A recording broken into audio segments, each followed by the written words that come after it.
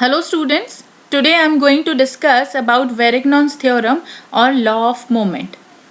The Varignon theorem generally says that the moment of resultant of two forces about a point which is lying in the plane of force is equivalent to algebraic sum of moment of these two forces about the same point. This is Varignon theorem, and these forces can be concurrent forces, these forces can be coplanar forces. So we can say this Varignon's theorem is applicable for all type of forces. So for general understanding, I am taking an example here, just a basic example for understanding purpose. Here I am considering two forces F1 and F2. These are two concurrent forces, and the R is the resultant of these two forces for F1 and F2. So if we want to find out the moment for these two forces and the resultant, so the moment will be the moment for force 1 will be force into perpendicular distance, so it will be F1 into x1. X1 here we are considering the perpendicular distance from the point about which the force is rotating. So this is for M1, and the M2 is the moment for second force F2. So the moment will be F2 into x2. So x2 here is the perpendicular distance from that particular point about which the force is rotating. So according to Varignon's theorem, we can say the moment of the resultant of these two forces. Here the moment of the resultant will be R is the resultant force, and R into X is the moment of the resultant. Here R is the force and X is the perpendicular distance about that particular point. So this is equivalent to algebraic sum of these the moment of these two forces, the moment of F1 and F2. So here moment of F1 and F2 is M1 and F2. So we can say this is according to Varignon's theorem. Now let's proceed for the proof and the derivation of Varignon's theorem. Here I'm considering two concurrent forces F1 and F2, which is represented in magnitude and direction by the vector AB. Here F1 is represented by the vector AB and the F2 is represented by the vector AC. And again I'm considering here point O about which the moment is to be taken. After that, from point O, draw a line which is parallel to the line of action of force F1 or base AB. Here this line which is coming from O is parallel to the direction of force F1, and this line is intersecting the line of action of force F2 at point C. Here you can see the line coming from O, which is parallel to line of action of F1, and it is intersecting the line of action of force F2 at point C. So with AB, here with AB and AC as the adjacent side, just complete the parallelogram ABCD. Here you can see a parallelogram ABCD, and here you can see the diagonal AD, the diagonal of the parallelogram, which is representing in magnitude and direction by the resultant of force F1 and F2. Here R is the resultant of this force F1 and F2. Now join the point O from point A and B. So here is OA and OB.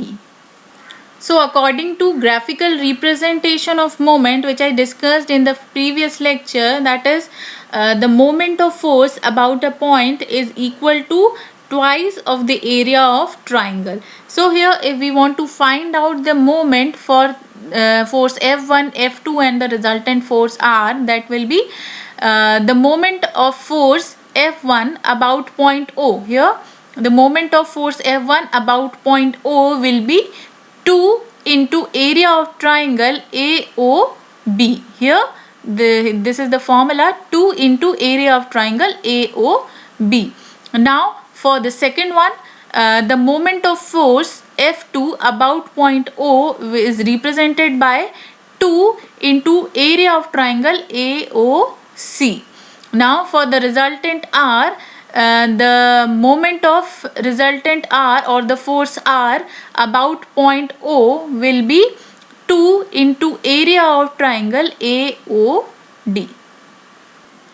Geometrically, we can say here the area of triangle AOD is equal to the summation of area of triangle AOC and area of triangle ACD. From this diagram, you can easily understand the area of triangle AOD is equal to area of triangle AOC and area of triangle ACD. From this parallelogram, we can say the area of triangle ACD is equal to area of triangle ABD. So we can write here the area of triangle AOD is equal to summation of area of triangles AOC and ABD. Now here we can also say the area of triangle AOB and the area of triangle ABD will be same. Why? Because the areas of triangle AOB and ABD are on the same base. You can see in this diagram these two triangles are on the same base AB and also between the same lines. So we can say according to this the area of triangle AOB is equal to area of triangle ABD. So in place of ABD we can write the area the triangle AOB. So according to this the area of triangle AOD will be equal to area of triangle AOC plus area of triangle AOB. So we can say the moment of force R about point O is equal to, that is 2 into area of triangle AOD. So in place of area of triangle AOD we can write the summation of triangle AOC plus triangle AOB. So here the moment of force R about point O will be 2 into area of triangle AOC and the area of triangle AOB. So here you can see the 2 into area of triangle AOC is representing the moment for force force F2 and 2 into area of triangle AOB, that is representing the moment of force F1 about point O. So according to that we can say the moment of force F1 and F2 about point O is equal to moment of force or the moment of resultant R about point O. This principle is applicable for any number of forces, and in generalized form we can say the moment of resultant of number of forces about a point which is lying in the plane of force is equal to the algebraic sum of moment of these forces about the same point. So this is about Varignon's theorem. For better understanding of Varignon's theorem, I'm taking an example here. This is the case of parallel coplanar non-concurrent forces. Here I'm considering a bar, and on that bar there are number of forces are applied. So for that we have to find out the resultant as well as the moment of the resultant and the moment of these number of forces.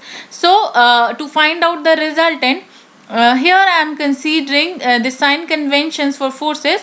Here upward forces I am taking as negative and the downward forces I am taking as positive. So to find out the resultant, what we have to do? We have to do summation of these number of forces. So the resultant will be equal to summation of these number of forces.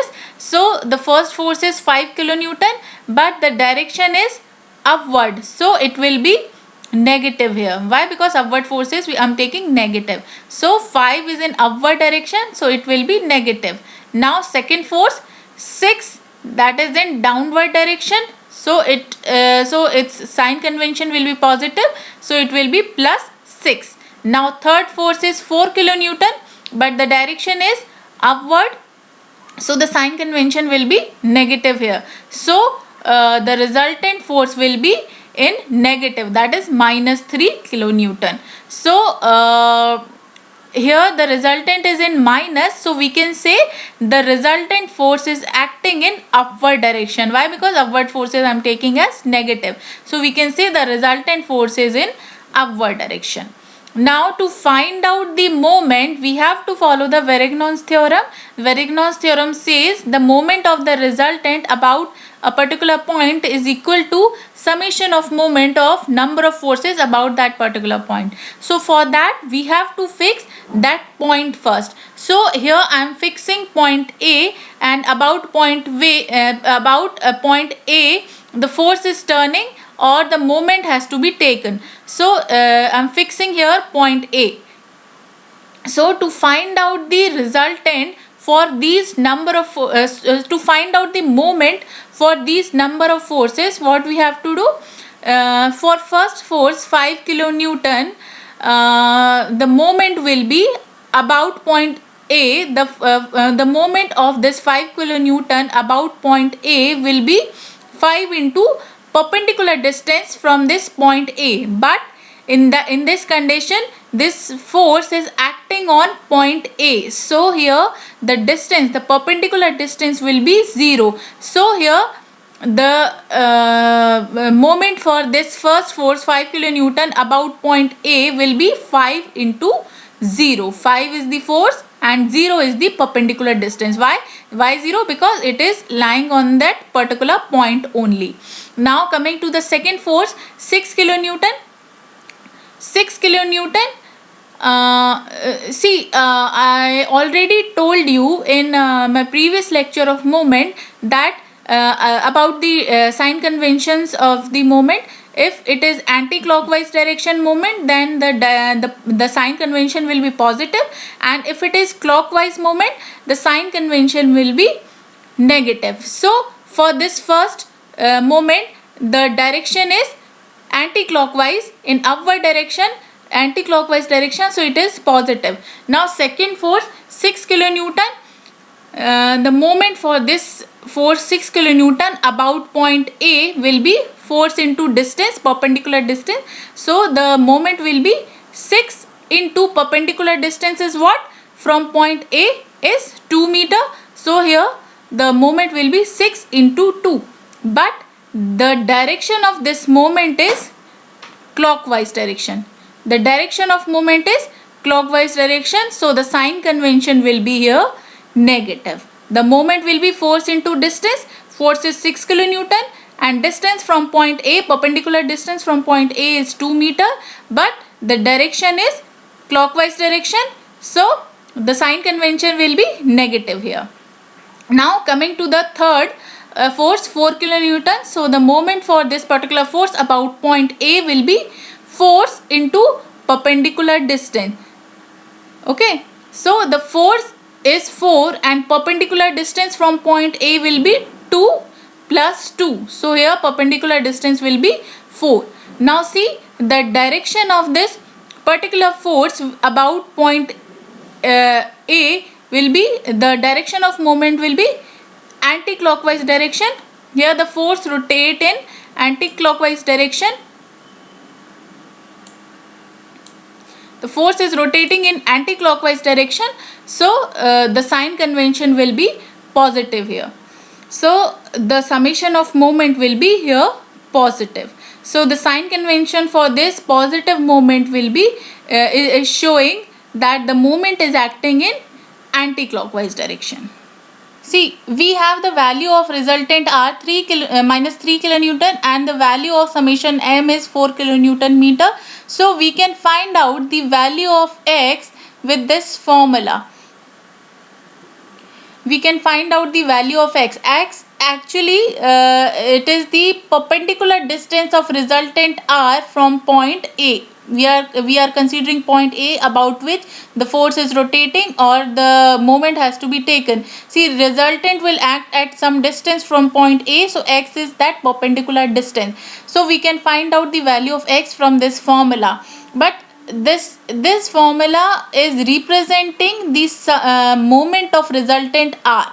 So here we are taking the moment of resultant R. So the value of resultant is minus there, but here the value of moment for resultant R will be positive. Why?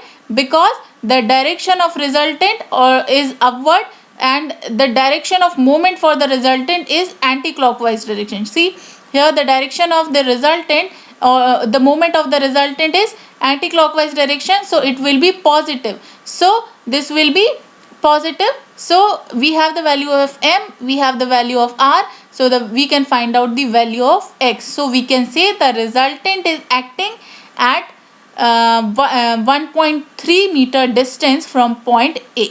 So this was the simple example of Varignon's theorem. Thanks for watching the video, and subscribe the channel for more lectures.